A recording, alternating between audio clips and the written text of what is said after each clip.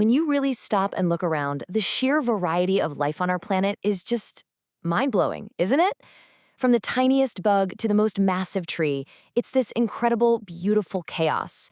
So today, we're going to explore how we and how scientists actually make sense of it all. Let's dive right in. I wanted to start with this because it just perfectly captures the spirit of what we're talking about.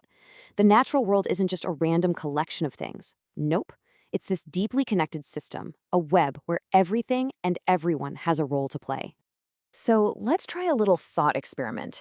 Picture yourself on a nature walk, maybe right after a fresh rain. You can smell that damp earth, right? You can hear a dozen different birds, and everywhere you look, there are plants and animals you've just never paid attention to before. It's a lot to take in. It can even feel a little overwhelming. And that immense variety is exactly what we're here to unpack. And of course, scientists have a name for this incredible variety: biodiversity. You can think of it as the engine of life on Earth. And that engine looks totally different depending on where you are. A scorching desert, a humid rainforest, a freezing mountaintop, each has its own unique biodiversity. Okay, so if you're a scientist faced with literally millions of species, where do you even start? How do you find the patterns hidden inside all of that beautiful chaos? Well, it all begins with a very, very human instinct: the need to get organized. Think about it like this. You wouldn't just cram all your books and notebooks into your school bag at random, would you? Of course not. You'd probably group them by subject: math with math, history with history. It seems simple, but that exact same impulse is what scientists use to understand the living world. And that, right there, is the key. By sorting things based on what they have in common and what sets them apart, we can finally start to see the structure. We can turn what looks like a messy jumble into a grand library of life that we can actually read and make sense of. So how does this work in practice? Well, a lot of the time, it starts with something you can just see with your own eyes. Take plants, for example. We can make some pretty basic groups just by observing them. Is it short with a soft green stem? Well, that's a herb, like your mint or tomato plant. Is it more medium-sized with a tough woody stem? That's a shrub, like a rosebush. Or is it super tall with a thick woody trunk? You got it, that's a tree. It all starts with simple observation. But the real secrets are hidden a little deeper. And this is where things get really, really cool. The connections in nature aren't just skin deep. There are these hidden rules, these incredible patterns that link different parts of an organism together in ways you would never expect. Let's just zoom in on one single leaf. Seems pretty simple, right? But what if I told you that leaf holds a clue, a secret, that tells you exactly what the plant looks like underground? Okay, so look closely at the veins in a leaf. Sometimes you'll see this intricate, branching, almost web-like pattern. Scientists call that reticulate venation. But other times, like in a blade of grass or a banana leaf, the veins all run in these perfect, straight, parallel lines. That's parallel venation, two totally different designs for moving water and nutrients.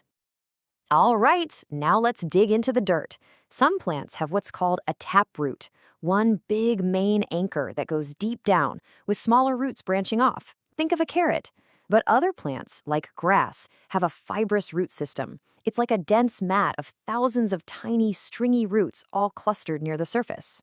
Again, two very different strategies. And here it is, the big reveal. This is one of nature's most elegant little rules.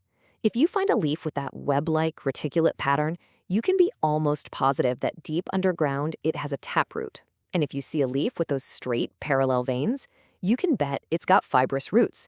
The leaf tells you what the root is doing. How amazing is that? And this connection actually reveals one of the most fundamental divisions in the entire plant's kingdom. Plants that come in that parallel vein fibrous root package deal are called monocots, and the ones with the reticulate vein taproot combo are called dicots. It's this beautiful, hidden order that connects everything from the very first leaf that sprouts from a seed all the way down to the deepest root. So we've seen how things are grouped, but that leads to an even bigger question: why? Why does all this incredible diversity exist in the first place? Well, the answer has everything to do with where these organisms call home. Every single living thing has a sort of home address in nature, and we call that its habitat. And a habitat isn't just a physical place. It's the whole setup. It's a complete life support system that provides everything that organism needs to survive. Its food, its water, its shelter, everything.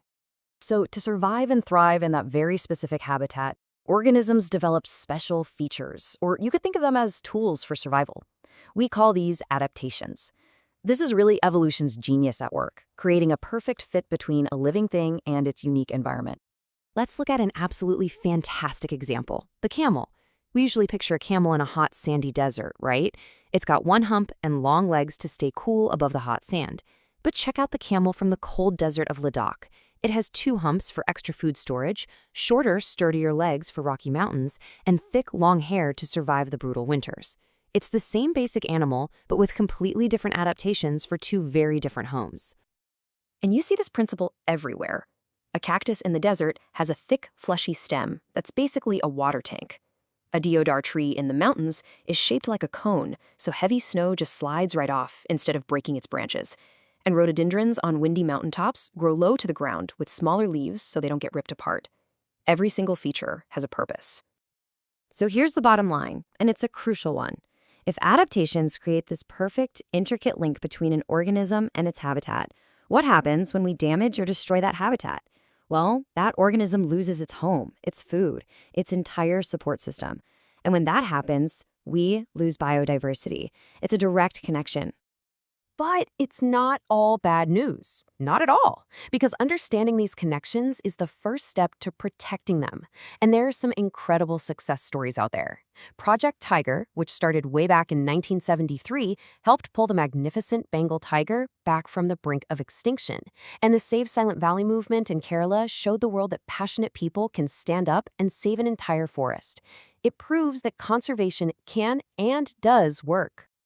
So we come full circle. We started by looking at a beautiful chaos, and now, hopefully, we can see the elegant hidden order that connects a simple leaf to its roots and a camel to its desert home. The real question is, now that we can see that order, what role will each of us play in protecting it?